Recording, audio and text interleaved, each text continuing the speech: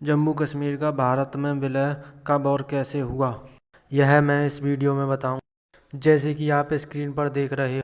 कि कश्मीर भारत का राज्य होने के बावजूद कश्मीर पर अलग अलग देशों ने कुछ कुछ हिस्सों पर कब्जा कर रखा है, जिनमें अक्साई चीन चाइना के पास, गिलगिट बाल्टिस्तान पाकिस्तान के पास है। इसके अलावा पाकिस्तान ने कश्मीर के कुछ और हिस्सों पर कब्जा कर रखा है। बाकी बचा हुआ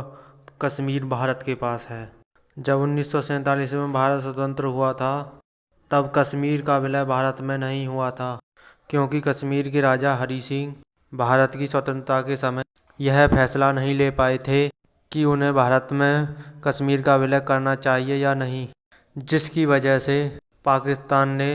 कश्मीर को हथियाने की सोची और कश्मीर पर कबायलियों के साथ सेना को भेजकर कश्मीर को कब्जाने की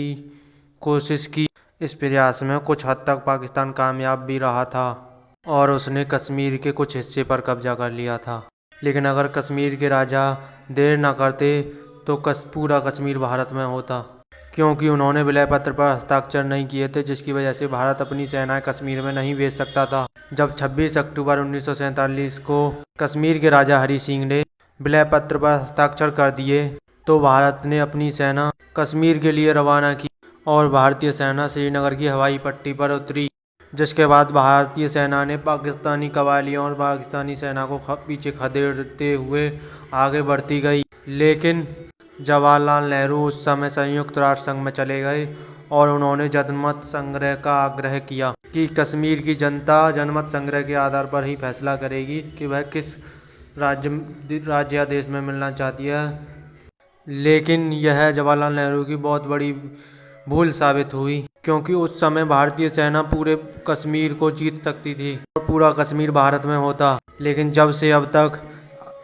कई बार जनमत संग्रह की बात की गई, लेकिन अभी तक कभी भी जनमत संग्रह नहीं हो पाया, क्योंकि जनमत संग्रह के लिए शर्त रखी गई थी कि पाकिस्तान अपनी सेनाएं कश्मीर से हटा लेगा। लेकिन पाकिस्तान ने अभी तक अपनी सेनाएं कश्मीर से नहीं हटाई, जिसकी वजह से जनमत संग्रह नहीं हो पाया, जिसकी वजह से यह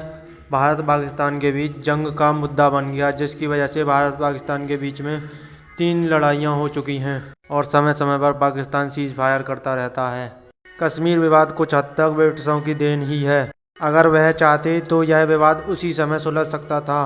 लेकिन उनके ढिलमिल रवैये की वजह से इस विवाद का कोई परिणाम नहीं निकल पाया, जिसकी वजह से यह भारत पाकिस्तान में जंग का मुद्दा बनकर रह गया और पाकिस्तान कश्मीर में आतंकवादियों को भेजकर विद्रोह कराने की कोशिश करता रहता है।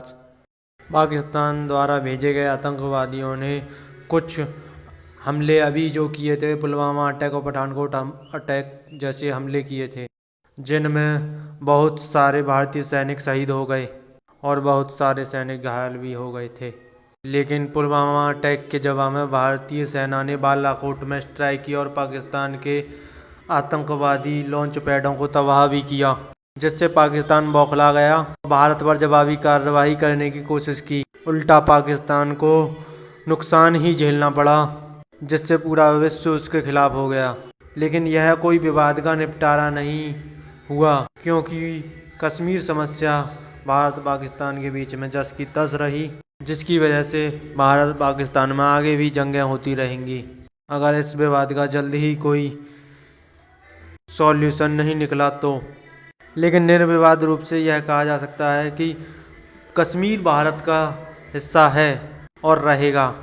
पाकिस्तान को कश्मीर के बारे में भूल जाना चाहिए, क्योंकि अब तो कश्मीर की जनता भी भारत का साथ देने लगी है और कश्मीर के युवा भी भारतीय सेना में भर्ती होने लगे हैं, जिसकी वजह से उन्हें आगे बढ़ने का मौका मिल रहा है और वह भारत जैसे विकसित देश में रहना पसंद करेंगे, जो आने वाले समय में महाशक्ति बनेगा। अगर आपको वीडियो अच्छी लगी हो तो मेरे चैनल को लाइक एंड सब्सक्राइब करें और बेल आइकन पर क्लिक करें।